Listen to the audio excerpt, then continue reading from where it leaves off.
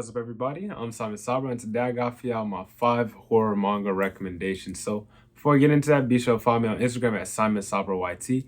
Link for that will always be down in the description. Also, be sure to leave a like, subscribe, hit that bell so you never miss an upload, all that good stuff. Also, comment down what's your favorite horror manga, any that you'd recommend to me, anything like that whatsoever. But with all that out the way, let's just jump right into it.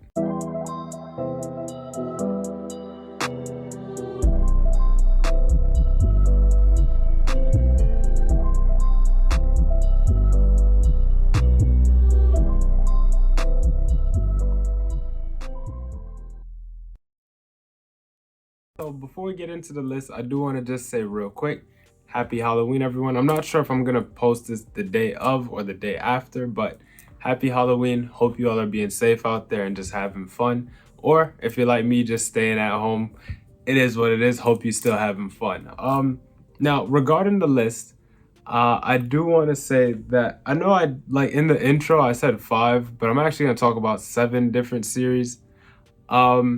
And we are not including any Junji Ito at all because, one, y'all might click off the video, but I don't really like Junji Ito. And 2, I feel like Junji Ito, like everybody knows all of Ito's works by now. Like I feel like me recommending an Ito manga just doesn't make sense. Like I'm pretty sure you've heard of it by now. And that's not to say there aren't stuff on this list that you haven't already heard of as well. Because I'm sure, like the horror manga pool isn't very big. Just to start off, like I was gonna include Ibitsu on the list, but I was like, nah, I'm pretty sure people know that by now. I was gonna include PTSD Radio, but I was like, nah, everybody knows that by now. So I was, you know what I'm trying to say. But starting off the list, I guess this was one of the honorable mentions. Like this is one of the 7 that was added last. Whatever. That is gonna be Poris by Jun Abe. This one, not even gonna lie to y'all, I read this like years ago, literally years ago. Like I read this when I first was starting my channel. So to those of y'all who watched one of my recent videos, I forgot which order, but I did a video of me reacting to my first video, which was my first ever manga collection video from 2 years ago, basically. And so in that video, like 3 or 4 times, I was like, I'm gonna make a horror manga recommendation video, which never happened until this one. And Poris was one of the ones that was gonna be on that list. Like I said, I haven't read this in like 2+ years, basically. But all I do remember of it is that it's about some people getting stuck in a video game, and you can read the back of the book. Hopefully it's focused well enough for y'all. But I do remember that I enjoyed it. Like, that's all I remember. That and the video game. The cover is also beautiful. Now, I'm not 100% sure, but I feel like at a point in time, this was out of print, or at least just really hard to get your hands on. I don't know if it's like that now. Because, like, to be fair, I literally, like, I hit record and then I was like, let me put on something else on this list. And I put Poris on it. Like, I had no intention of actually including this whatsoever. So I didn't do any like research beforehand or anything like that. But graphic image warning, real quick, just got to put that out there. But this is some of the stuff you can expect to see in this, not series, because it is just this one volume. Forgot to mention that. But the art in here is great. Like I said, I do remember enjoying it. I can't tell you whether it's actually good or not because it's been a long time. But Poris, that is going to be our first one for this list. Moving along. This is the other, I guess, like honorable mention. Because I feel like, for one, I've already talked about on this channel. 2, I'm pretty sure people already know about it as well. 3, I don't know if this really counts as horror or more so like thriller. But here we go. No Longer Human. Not the Junji Ito one though. This is I forgot his name. Usamaru Furia. There we go. Sorry. But their version of Osamu Dazai's No Longer Human. Like I said, I don't know if this counts as horror per se. Probably more like psychological thriller, but decided to include it anyways. Not gonna spend too much time on this because, for one, I'm pretty sure y'all have probably read at least the Junji Ito one, or even like the novel one by Osamu Dazai. And two, I do have like a whole video comparing this one to the Junji Ito one. I'll put up a card for that. I never know if it's on this side or the other side, but I'm gonna assume this side. I don't know. But yeah, so I'm not gonna talk about it at all, pretty much. Just did want to mention it because it is one of my favorite manga. Another one, actually, just gonna kind of bulk up this list here a bit, but another one, just because it's my favorite manga, I Am a Hero. I don't know if this counts as horror or not, but it is zombies. It's great, like I said, mostly because it's just one of my favorite manga. I kind of wanted to throw this on the list. And this is very last minute. Like, I didn't think about it until talking about No Longer Human. So, I'm a Hero, great series. And I'm pretty sure up until this point, y'all have probably heard of everything I've talked about so far, but we're holding true to the no Junji Ito part at least. Moving on though, this is everything I did set aside like for the actual list. And we're gonna start out with another zombie series called Crueler Than Dead. This one, for one, I never heard of it until I saw it randomly just at a bookstore. And I was like, oh, hey, never heard of that. Zombies? I don't really like zombies, but cool. We'll get it. It is 2 volumes. It was okay. I'll be honest. It's not the greatest series or story, however you want to call it. But basically, it's about these 2 people who wake up in a lab.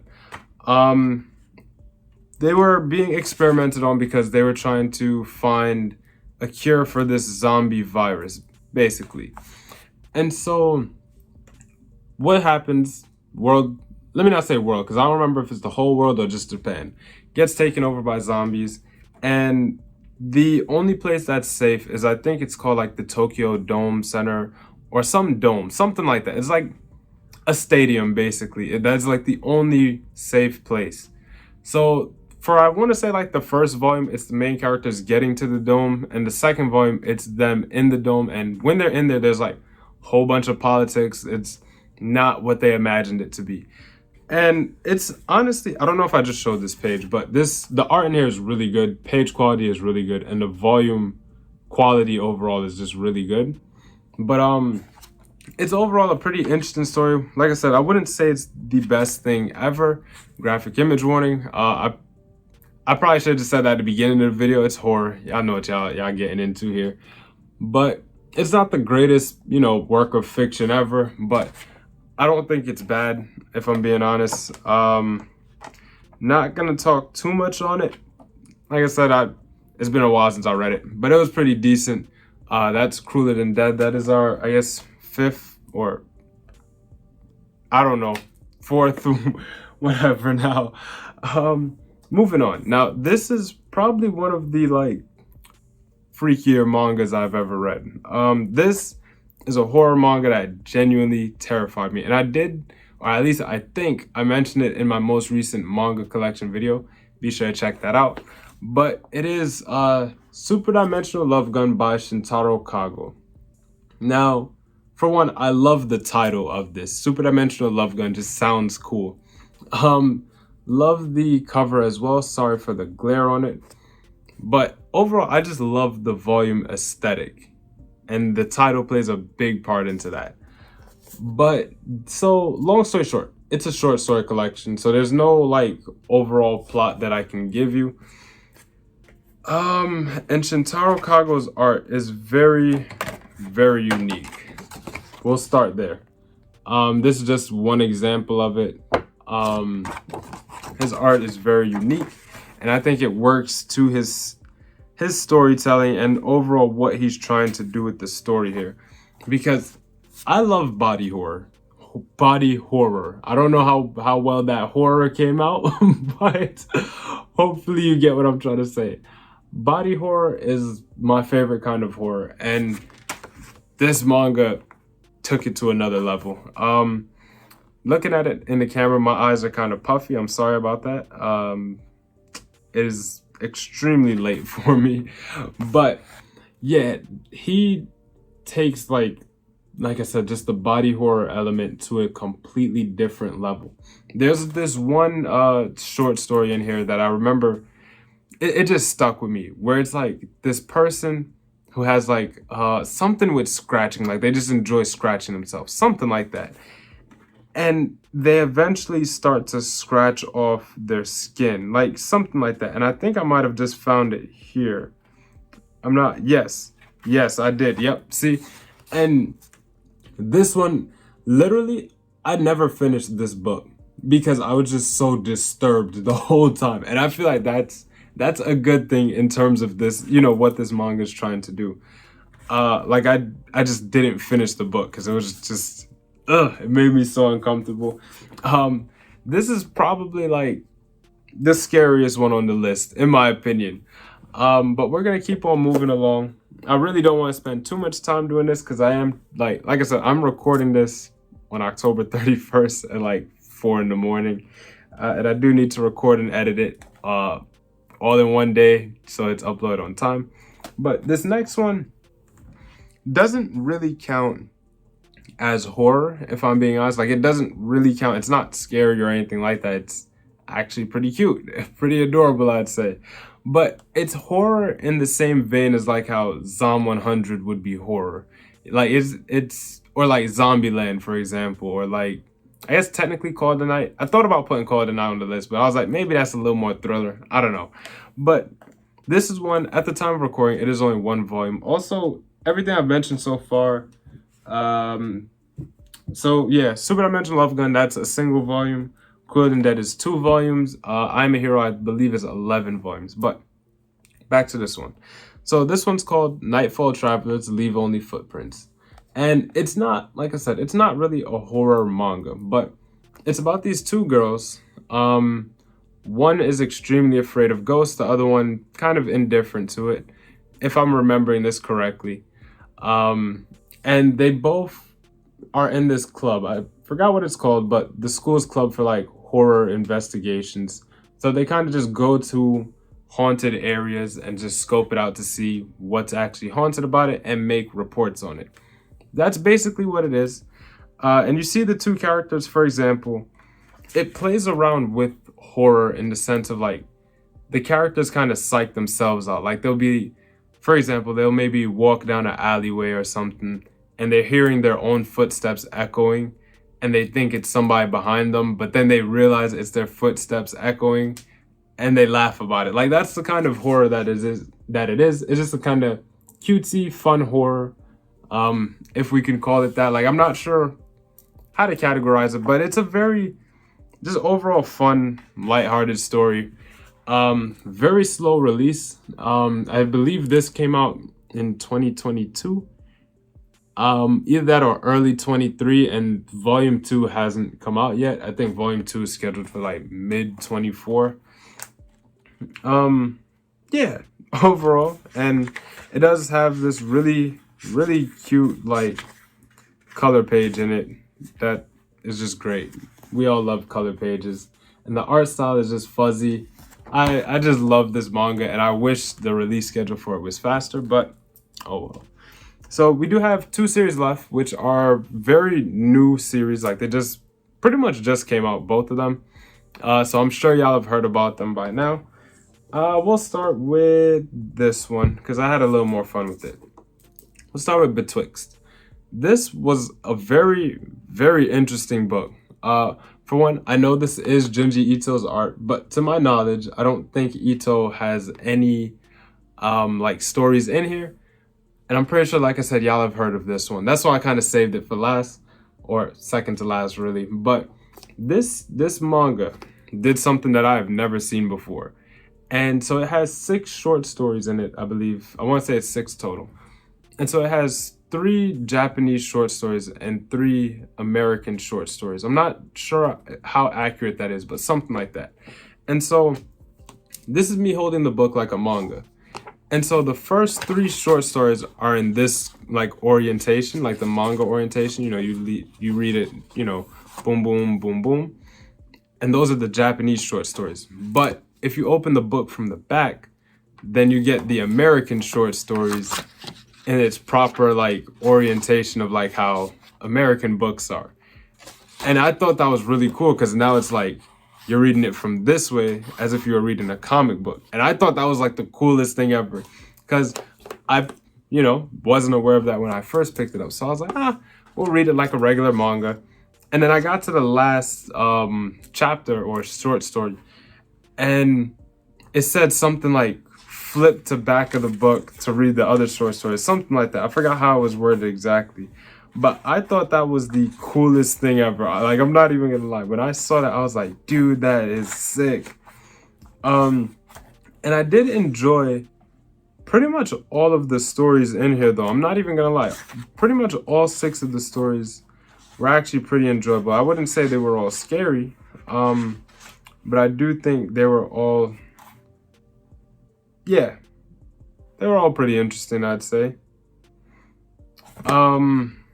Sorry, I kind of blanked there. I like fell asleep with my eyes open. I'm sorry.